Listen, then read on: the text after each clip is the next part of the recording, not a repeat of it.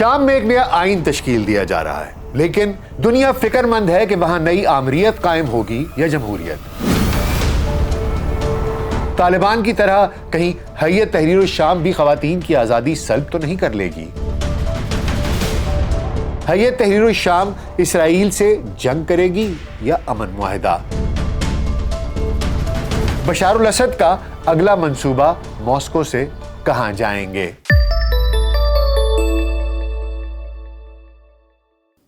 VLC pod cost میں doctor ناصر bag کے ساتھ آپ کی خدمت میں حاضر ہیں۔ السلام علیکم۔ حیت تحریر الشام کے سربراہ نے فوجی وردی اتار دی ہے اور اس کے ساتھ ساتھ اپنا نام بھی تبدیل کر لیا ہے، یعنی کہ ری کنڈیشن ہو گئے ہیں۔ دمشق میں لوگ اب انہیں ابو محمد الجولانی کے نام سے نہیں پکارتے، بلکہ ان کا اصل نام احمد الشرع ہے اور آج کل انہیں اسی نام سے مخاطب کیا جا رہا ہے۔ احمد الشرع اپنے جہادی نظریات کو ترک کر کے مذہبی قوم پرست نظریات اپنانے کا دعویٰ بھی کر رہے ہیں، لیکن اس کے باوجود شام کے مستقبل پر بدستور ایک سوالیہ نشان ہے۔ کہیں شام مشرق وسطیٰ کا افغانستان تو بننے نہیں جا رہا؟ کیا شام میں بھی حجاب کی پابندی اور خواتین کی آزادی سلب کر لی جائے گی؟ حیت تحریر الشام کے سربراہ احمد الشرع کی سوچ کیا ہے؟ نام نہاد دولت اسلامیہ کا آئندہ کردار کیا ہوگا؟ ترکی شامی کردوں کے خلاف آپریشن کی تیاریاں کیوں کر رہا ہے؟ اسرائیل کی جارحیت کا حیت تحریر الشام جواب دے گی یا خاموشی اختیار کرے گی؟ شام میں ایک نئی جنگ کی ابتدا ہوگی یا کوئی نیا امن معاہدہ؟ بشار الاسد کا اگلا منصوبہ کیا ہے؟ اور کیا واقعی اسماء الاسد نے بشار الاسد سے طلاق کا مطالبہ کر دیا ہے؟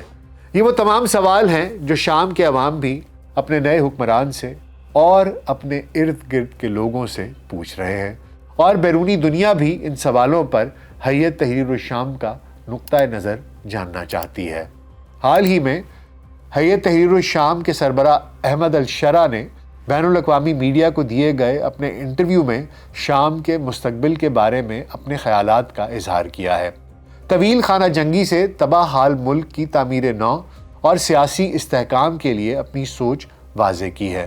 احمد الشرع کو یہ تسلیم کرنے میں کوئی آر نہیں کہ ماضی میں وہ شام اور عراق میں جہادی جنگجو رہے ہیں۔ وہ دعویٰ کرتے ہیں کہ سن 2016 میں انہوں نے القاعدہ سے راہیں جدا کر لی تھیں اور اب وہ اپنا عسکری یونیفارم بھی اتار چکے ہیں اور اب وہ سوٹ بوٹ میں دکھائی دیتے ہیں۔ انہوں نے نہ صرف اپنا جہادی نام ابو محمد الجولانی ترک کرتے ہوئے اپنا اصل نام احمد الشرع کو اپنا لیا ہے، بلکہ وہ اپنے پرانے جہادی عقیدے کو چھوڑ کر اب شامی مذہبی قوم پرست نظریات اپنا چکے ہیں۔ خاموش طوا احمد الشرع اس وقت دمشق میں بشار الاسد کے صدارتی محل میں مقیم ہیں۔ دیکھنے میں وہ انتہائی عقل مند اور سیاسی بصیرت کے حامل نظر آتے ہیں، لیکن اپنے خیالات کو چھپانے کا ہنر بھی انہیں اچھے طریقے سے آتا ہے۔ یہ وہ نظریہ ہے جو ان کو دیکھ کر انسان بنا سکتا ہے۔ جب ان سے یہ پوچھا گیا کہ وہ شام کو کیسا ملک دیکھنا چاہتے ہیں تو انہوں نے دو ٹوک انداز میں واضح کیا کہ وہ شام کو مشرق وسطیٰ کا افغانستان نہیں بنانا چاہتے۔ احمد الشرع اپنے خیالات کی وضاحت اس طرح کرتے ہیں کہ طالبان ایک قبائلی معاشرے کے حکمران ہیں، لیکن شام اس سے بہت مختلف ہے۔ شام کے نئی حکمران اپنے ملک کی ثقافت اور تاریخ کا احترام کریں گے۔ احمد الشرع خواتین کی آزادی کے حامی ہیں۔ انہیں اس بات پر فخر ہے کہ حیت تحریر الشام کے زیر قبضہ ادلب کی یونیورسٹیوں میں 60% طالب علم خواتین ہیں۔ خواتین کے حجاب سے متعلق احمد الشرع کی رائے کیا ہے، اس پر ابھی تک انہوں نے کھل کر اپنے خیالات کا اظہار نہیں کیا، لیکن ایک واقعے سے ان کے خیالات کی عکاسی کی جا سکتی ہے۔ چند روز قبل دمشق میں حجاب کے بغیر ایک لڑکی نے ان کے ساتھ سیلفی لینے کی خواہش ظاہر کی، تو احمد الشرع نے اس لڑکی کے ساتھ سیلفی تو بنوائی، لیکن تصویر میں لڑکی نے اپنے سر پر چادر لی ہوئی تھی، اپنا سر ڈھانپ رکھا تھا۔ شام کے لبرل طبقوں نے اس بات پر اعتراضات اٹھائے اور بڑا شور و غوغا کیا، تو احمد الشرع نے واضح کیا کہ انہوں نے اس لڑکی کو سر ڈھانپنے پر مجبور نہیں کیا تھا۔ ہر کسی کی طرح मुझे भी आज़ादी है कि मैं कैसे तस्वीर बनाना चाहता हूँ। गोया वो ख़वातीन की आज़ादी के तो कायल हैं, लेकिन इसके साथ साथ शाम की सकाफ़त और समाजी रस्म व रवाज की पासदारी भी चाहते हैं।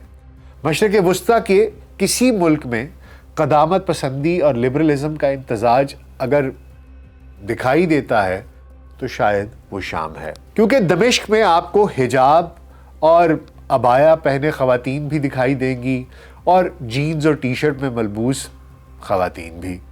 शाम में क़दामत पसंद और लिबरल तबके यकसा तौर पर परेशान हैं कि जिहादी पस मंज़र रखने वाले हैयत तहरीर शाम अवाम को कौन सा लाइफस्टाइल अपनाने पर मजबूर करेंगे। हैयत के सरबरा अहमद अल शरा ने इस हवाले से ताहाल कोई वाज़े मौक़िफ़ बयान नहीं किया, ताहम उनका कहना है कि ये तमाम मामलात नए आइन को मुरतब करने के दौरान कानूनी माहिरीन के सामने रखे जाएंगे। अहमद अल शरा कहते हैं कि जिन मामूली बातों पर आज मगरिब अपनी परेशानियों का इजहार कर रहा है, शामी अवाम के मसाइल इससे कहीं ज़्यादा पड़े हैं। आधी से ज़्यादा आबादी को या तो मुल्क से बाहर निकाल दिया गया है या फिर उन्हें उनके घरों से गायब कर दिया गया है। उनके खिलाफ बैरल और अनगाइडेड बॉम्ब्स इस्तेमाल किए गए हैं। उन पर 250 कीमियाई हमले किए गए हैं। बहुत सारे शामी शहरी यूरोप फरार हो गए और जो ना हो सके वो यूरोप फरार होने की कोशिश के दौरान समुंदर में डूबकर हलाक हो गए।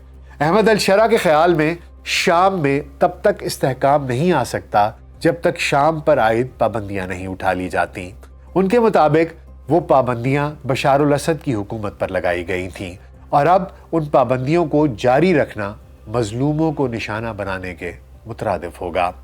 अमेरिका ने हैयत तहरीर शाम को एक दहशतगर्द जमात और अहमद अल शरा की गिरफ्तारी पर इनाम मुकर्रर कर रखा था, जिसे अब ख़त्म कर दिया गया है। चंद रोज़ पहले मशरिक़ वस्ता के लिए सीनियर अमरीकी सफारतकार बारबरा लीफ की क़यादत में एक वफ़द ने दमिश्क में अहमद अल शरा से तवील मुलाकात भी की है। अमरीका हैयत तहरीर शाम से शाम में बसने वाली अक़लियतों और तमाम नस्ली और मजहबी बरादरियों के हुकूक का तहफ़्फ़ुज़ चाहता है। अमरीकी तहफ़्फ़ुज़ात के जवाब में अहमद अल शरा का कहना था कि उन्हें इससे ज़्यादा फ़र्क नहीं पड़ता कि मुल्क से बाहर उनके बारे में क्या कहा जाता है। हमने शामी अवाम से वादा किया था कि हम उन्हें मुजरिम हुकूमत से निजात दिलाएंगे और हमने ऐसा ही किया। हैयत तहरीर शाम के सरबरा अहमद अल शरा ने शाम को असद ख़ानदान से निजात तो दिला दी है, लेकिन शाम के अवाम में अब ये एहसास पाया जाता है कि उनके मुल्क की खुद मुख्तारी छिन चुकी है। वो शाम की तामीर नौ का मुतालबा कर रहे हैं और चाहते हैं कि दूसरे ममालिक उन्हें अकेला छोड़ दें, लेकिन शायद उनकी यह ख्वाहिश पूरी होने में अभी कुछ मज़ीद साल दरकार हों। शाम में ताज़ा तरीन सूरत हाल ये है कि मुल्क के शुमाल मशरकी इलाके में अमरीका अब भी मौजूद है और अपने कुर्द इत्तेहादियों के साथ मिलकर नाम निहाद दौलत इस्लामिया की बाक़ियात से लड़ रहा है। मुल्क का शुमाल मगरबी हिस्सा तुर्की के कंट्रोल में है और वहाँ उसका हिमायत याफ्ता मुसल्लह गिरोह मौजूद है। यूँ महसूस होता है कि तुर्की शामी कुर्दों के खिलाफ किसी नए ऑपरेशन की तैयारी कर रहा है। दूसरी जानिब इसराइल है जो शाम में ताकत के खला से फ़ायदा उठा रहा है। वो मुसलसल शाम पर बमबारी कर रहा है। 450 से ज़्यादा एयर रेड्स हुए जिसमें शाम की फौजी तनसीबात को तकरीबन मुकम्मल तौर पर तबाह कर दिया गया और शाम की सरजमीन पर कब्जा कर लिया गया। हमेशा की तरह इसराइल अपनी इस जारहियत को अपने दिफा से तशबीह दे रहा है, लेकिन हैयत तहरीर शाम को इस हकीकत का इदराक है कि वो अमरीका के हिमायत याफ्ता इसराइल के सामने खड़ी नहीं हो सकती। अहमद अल शरा का ये कहना है कि शाम इसराइल समेत किसी के लिए भी कोई ख़तरा नहीं बनेगा। दूसरी तरफ एक और खदशा जो कि इस्लामी दुनिया में और ख़ुसूसी तौर पर अरब दुनिया में पाया जाता है वो इसराइल के जारहाना अज़ाइम हैं। गोलान की पहाड़ियों पर वो कब्ज़ा कर चुका। दुनिया को शाम की मदद करने की ज़रूरत है, इसे बहाल करने और मजबूत करने की ज़रूरत है।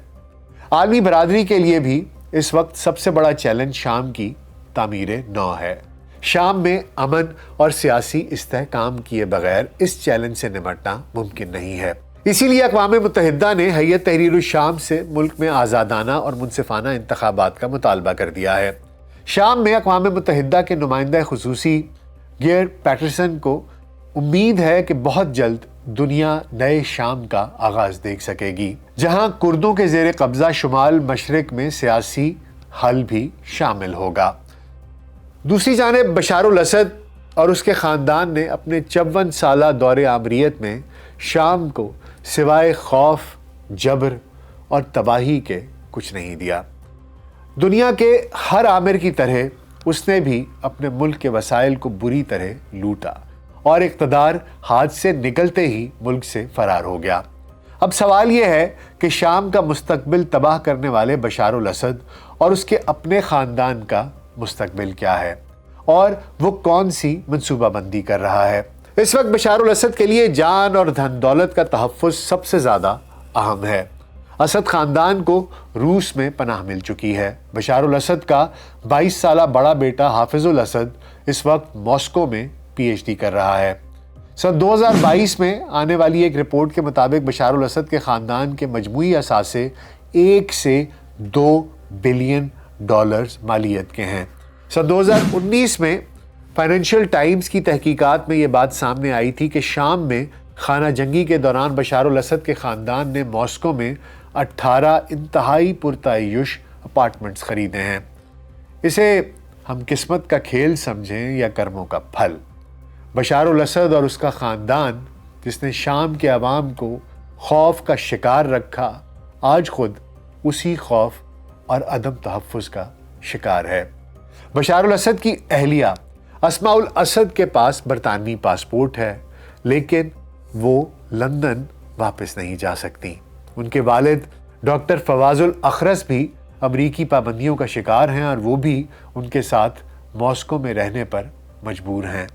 دنیا انہیں جنگی منافع خور سمجھتی ہے۔ اب ایک خبر یہ بھی آ رہی ہے کہ اسماء الاسد نے بشار الاسد سے طلاق کا تقاضا کر دیا ہے اور اس کے لیے انہوں نے روسی عدلیہ سے رابطہ بھی کیا ہے۔ ان کا کہنا ہے کہ وہ روس میں خوش نہیں ہیں اور وہ وہاں نہیں رہنا چاہتی۔ اگر آپ کو یاد ہو تو ہم نے اسماء الاسد پر ایک تفصیلی ویڈیو بنائی تھی جس میں ہم نے آپ کو یہ بھی بتایا تھا کہ انہیں بہت سے لوگوں نے رابطے کیے تھے کہ آپ بشار الاسد کو چھوڑ دیں اور ہمارے پاس آ جائیں، اور اس وقت اسماء الاسد نے اپنے خاوند کو نہیں چھوڑا تھا، اپنے شوہر کو نہیں چھوڑا تھا اور کہا تھا کہ وہ مرتے دم تک اس کے ساتھ کھڑی ہیں۔ لیکن آج جب کہ بشار الاسد روس میں ایک مفرور کی زندگی بسر کر رہا ہے، اس پہ مجبور ہے، تو اسماء الاسد شاید بشار الاسد سے علیحدگی اختیار کرنا چاہتی ہیں۔ بہرحال حقیقت کیا ہے بہت جلد سامنے آ جائے گی، اور سامنے آئے گی تو آپ کے پاس اس کے بارے میں بھی ایک تفصیلی ویڈیو لے کر آئیں گے۔ خیر، اگر دیکھا جائے تو دوسری طرف فرانس بشار الاسد کی گرفتاری کے وارنٹ جاری کر چکا ہے۔ ایمنسٹی انٹرنیشنل نے بشار الاسد کو گرفتار کر کے اس سے جنگی جرائم کی تحقیقات کا مطالبہ کیا ہے، جبکہ ہیئت تحریر الشام کے بانی احمد الشرع بھی بشار الاسد کی حوالگی کا مطالبہ کر رہے ہیں تاکہ شام کے عوام پر ڈھائے گئے مظالم کا ازالہ کیا جا سکے، ان کا حساب لیا جا سکے۔ یہ ریکنڈیشنڈ جولانی جو کہ اب احمد الشرع ہیں، وہ شام کو کس سمت میں لے کر جاتے ہیں؟ بشار الاسد کا مستقبل کیا ہوگا؟ شامی عوام کا مستقبل کیا ہوگا؟ کیا نیا آئین جو ترتیب دیا جائے گا وہ شام میں جمہوریت کو بحال کر دے گا یا ایک نئی آمریت کی راہ ہموار کرے گا؟ یہ وہ سوالات ہیں جو ہر کسی کے ذہن میں ہیں۔ اس میں امریکہ کا کردار کتنا ہوگا، اسرائیل کا کردار کتنا ہوگا، ترکی کا کردار کتنا ہوگا، یہ سب باتیں پوری دنیا یہ سوالات پوچھ رہی ہے اور سب کی نظریں شام کی طرف لگی ہیں۔ کیا ہوتا ہے آنے والا وقت بتائے گا۔ امید ہے آپ کو آج کا پوڈ کاسٹ پسند آیا ہوگا۔ اپنا خیال رکھیے گا۔ شکریہ۔